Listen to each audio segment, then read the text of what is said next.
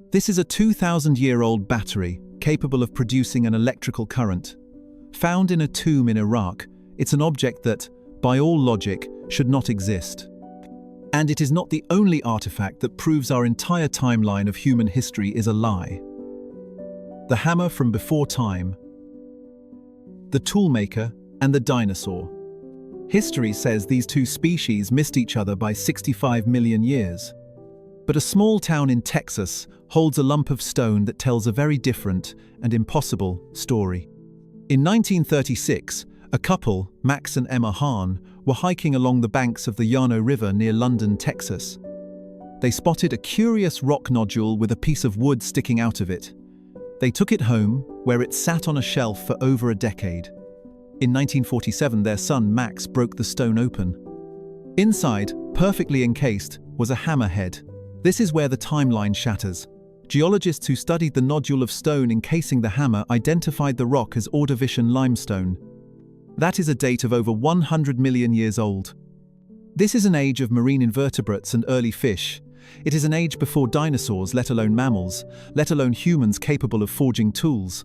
But the hammer is the problem. It isn't a primitive stone axe. It's a modern-looking iron hammer, with a smooth, well-formed head and a wooden handle that has been partially turned to coal, a process that implies great age and pressure. Metallurgy is the true impossibility. Laboratory tests conducted in the 1980s revealed the hammer's head is 96.6% pure iron, 2.6% chlorine, and 0.74% sulfur. This composition is baffling. Let's be clear, this isn't an alloy you make by accident. It's not a lump of bog iron. It's a complex, manufactured technology that resists rust. So the real question isn't, how did it get in the rock? The real question is, who made it? This is baffling on multiple levels. First, modern iron is almost never this pure. It is alloyed with carbon to make steel. This hammer contains no carbon. Second, the presence of chlorine is a mystery.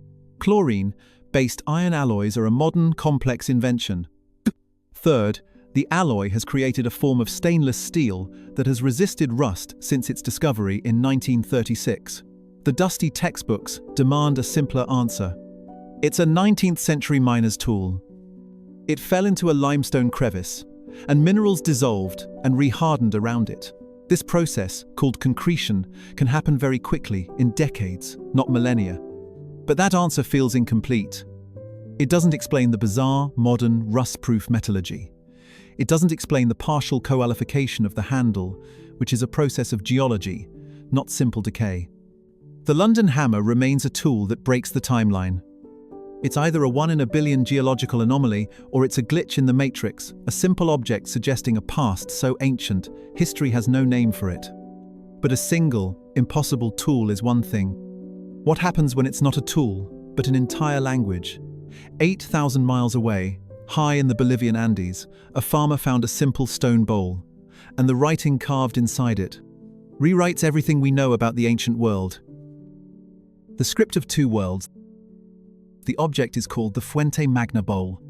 It's a large earthenware stone vessel uncovered by a farmer in the 1950s near the shores of Lake Titicaca, the highest navigable lake in the world. This is a land of myth, the place where the Incan god Viracocha supposedly created the sun and moon.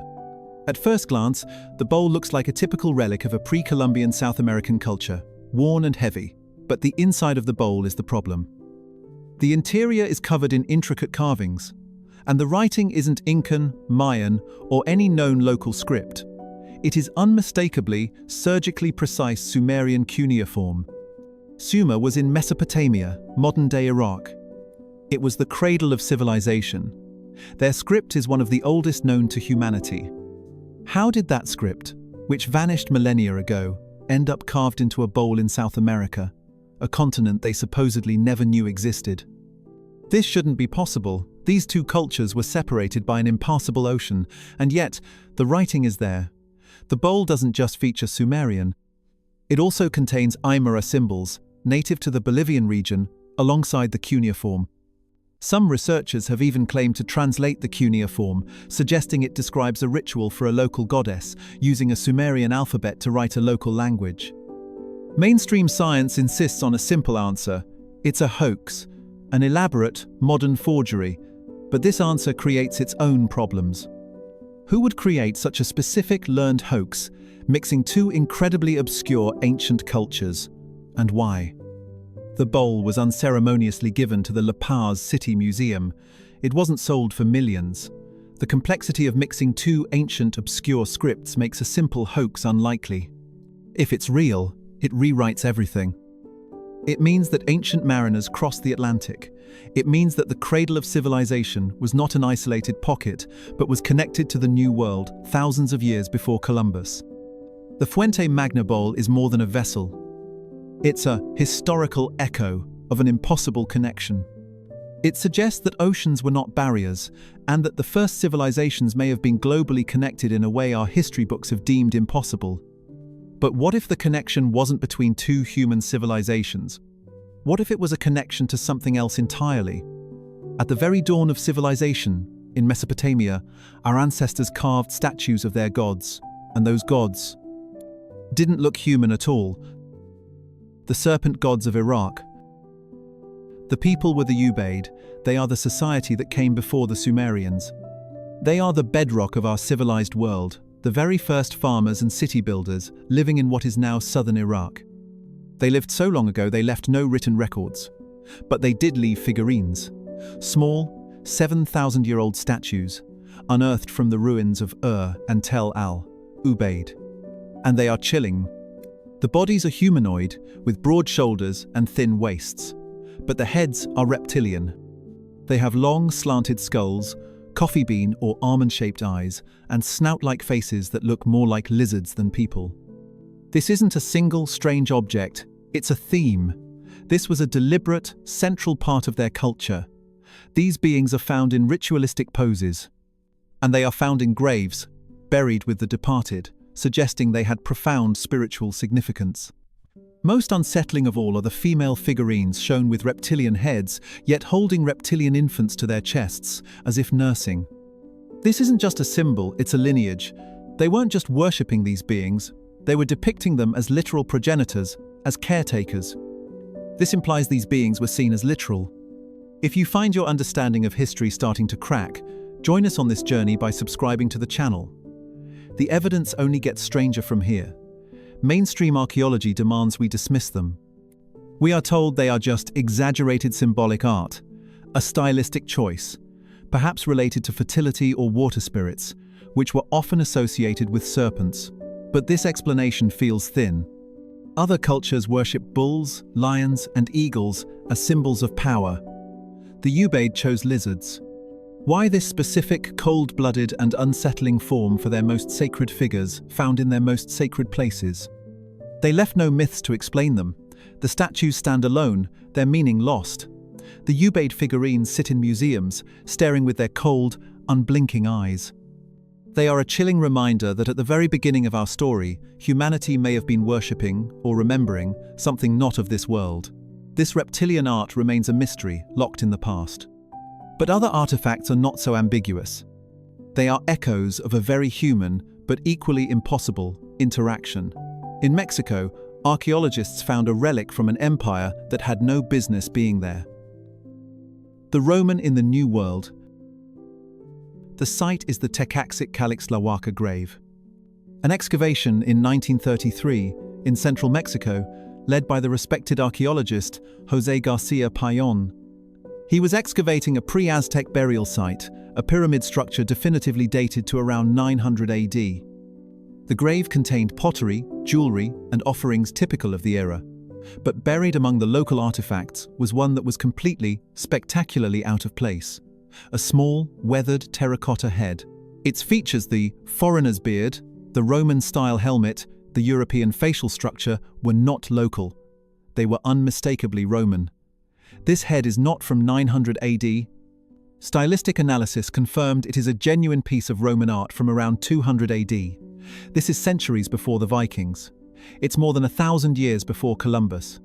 Even more, by the year 900 AD, the Roman Empire itself had already crumbled into history. This means the object was already an ancient relic when it was buried. Think about that.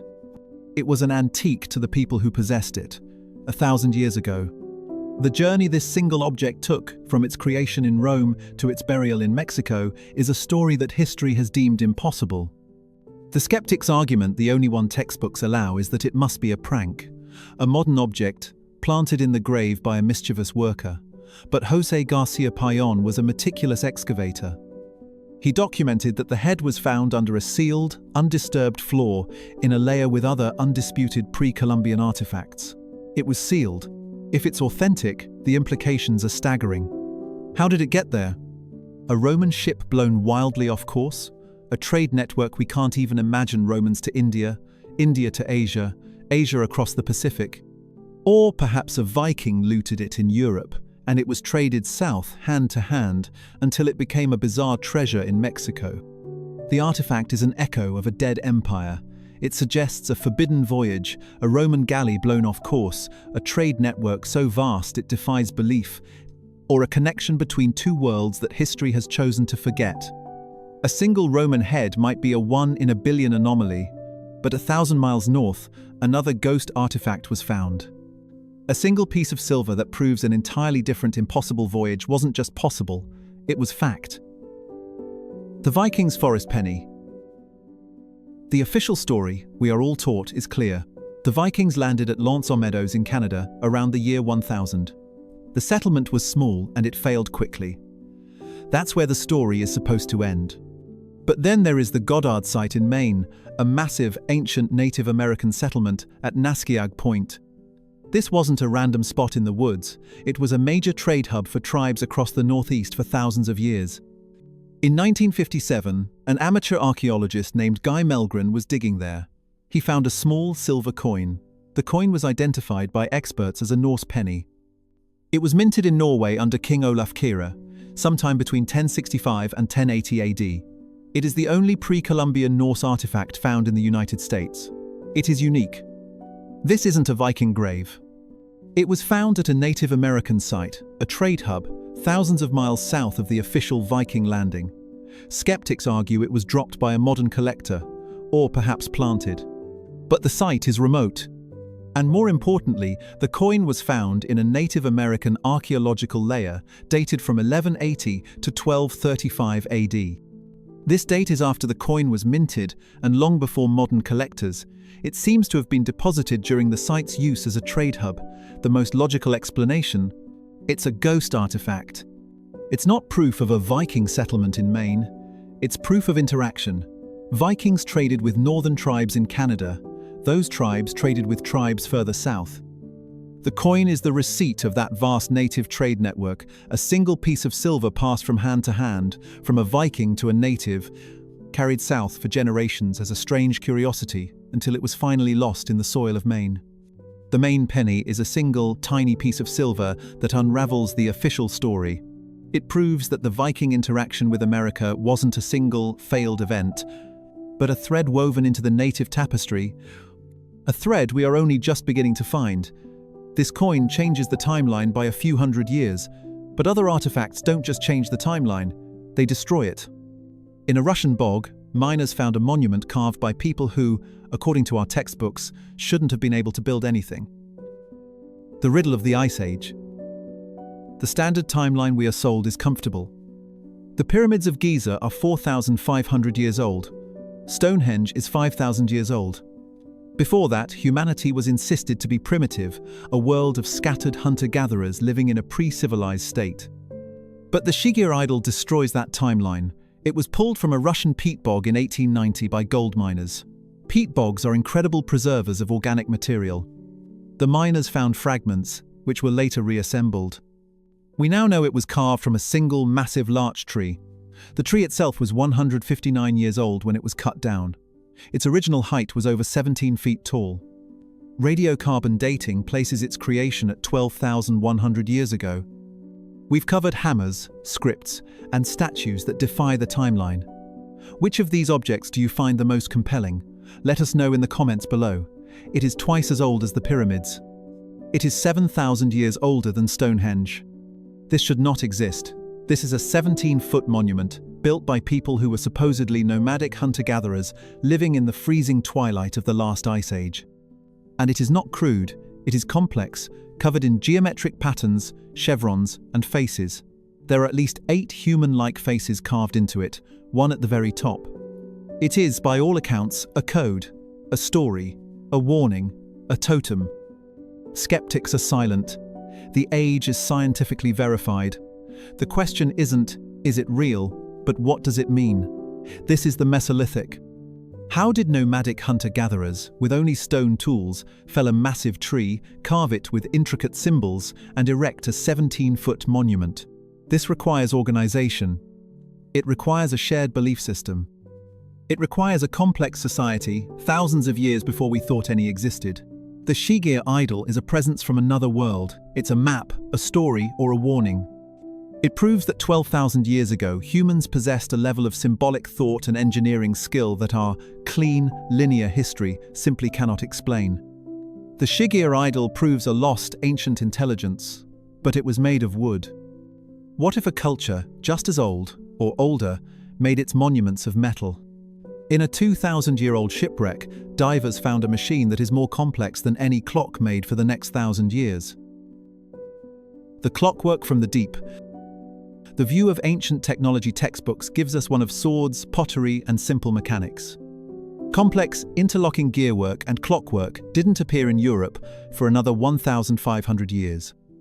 The object is the Antikythera mechanism. It was found in 1901 by sponge divers. They had stumbled upon a Roman-era shipwreck off the Greek island of Antikythera. They found bronze statues, pottery, and a corroded, worthless lump of bronze and wood. It sat in a museum for decades, dismissed as junk. It was only when an archaeologist noticed a gear embedded in the lump that interest began. Modern X-rays and high-resolution CT scans have revealed its genius. Inside the lump was a technological nightmare. It was a system of over 30 intricate, interlocking bronze gears. This was not a simple clock, it was an analog computer. It could predict solar and lunar eclipses. It tracked the movements of the 5 known planets. It had a calendar dial, a zodiac dial, and even a dial to time the next Olympic Games. It modeled the irregular orbit of the Moon, an anomaly that is incredibly complex to calculate. Its most shocking component is a differential gear. This is a complex arrangement of gears that can perform mathematical calculations, allowing the machine to add and subtract rotational speeds. It is an invention so sophisticated it was not reinvented until the 16th century. This is a 1,000-year gap in knowledge. It's as if a modern laptop was found in a 1920s tomb. There is no conflict about its authenticity. The object is real. The problem is its isolation. It's a technological island. We have no other objects like it, nothing simpler before it, nothing after it. Where did this knowledge come from? Who built it? And more importantly, where did this knowledge go? The Antikythera mechanism is a glitch in the timeline. It's the surviving fragment of a lost world of knowledge, a machine so advanced it feels less like history and more like an inheritance from a forgotten future. The Antikythera is a bronze machine of bronze. But 2,000 years ago, in Mesopotamia, another impossible technology was being created. A technology that harnessed a force of nature we thought we had discovered: electricity. The current of Mesopotamia. The setting is the Parthian Empire, around 250 BC, a time of swords, chariots, and oil lamps. The concept of harnessing electricity is more than 2,000 years in the future. The object is the Baghdad Battery, a small 5-inch terracotta jar found by German archaeologist Wilhelm Koenig. Inside the jar is a cylinder made of copper, fitted watertight. Inside that copper cylinder is an iron rod, suspended in the center, but not touching the copper. It is insulated by an asphalt or bitumen plug. This is a textbook galvanic cell. It is a battery. Replicas, when filled with a simple acid like vinegar or grape juice, both plentiful at the time, produce a voltage. It's a functional battery. The design is not an accident. The insulated iron rod, the copper cylinder, this is a textbook galvanic cell. The only question is, what did they use it for? Mainstream science insists they were just sacred ritual objects. Perhaps they held scrolls, and the copper was the case. But that doesn't explain the insulated iron rod. That part makes no sense for a scroll. Its design is for one purpose: to create an electrical potential. The most compelling theory is that they were used for electroplating. This low current could be used to electrogild or fuse a thin layer of gold or silver onto a cheaper metal like copper or bronze. This would have seemed like magic at the time. It would have been a prized, secret technology for creating gold jewelry. It's a spark of genius. A moment where ancient inventors harnessed a fundamental force of nature, only for that knowledge to be completely lost, not rediscovered for nearly 2,000 years. The Baghdad Battery is a technological dead end. A spark of genius that was lit 2,000 years ago, and then, just as quickly, was extinguished, leaving us to wonder what other modern inventions are still buried beneath the sand. This lost technology hints at a forgotten science. But what about a lost geography? In 1513, a Turkish admiral drew a map of a continent that hadn't been discovered yet. And he drew it without its ice. The map that sees through time. The age of discovery we are taught in school has a clear timeline. Antarctica is a frozen, unknown continent, not even glimpsed by explorers until 1820. Its actual coastline, buried under miles of ice, wasn't mapped by seismic instruments until 1949. The Piri Reis map, drawn on gazelle skin in 1513, shatters that timeline. It was found in a library in Constantinople. It shows Europe, West Africa, and the eastern coast of Brazil. This is amazing for 1513, just 21 years after Columbus, but it's plausible. The impossible part is that the map continues south.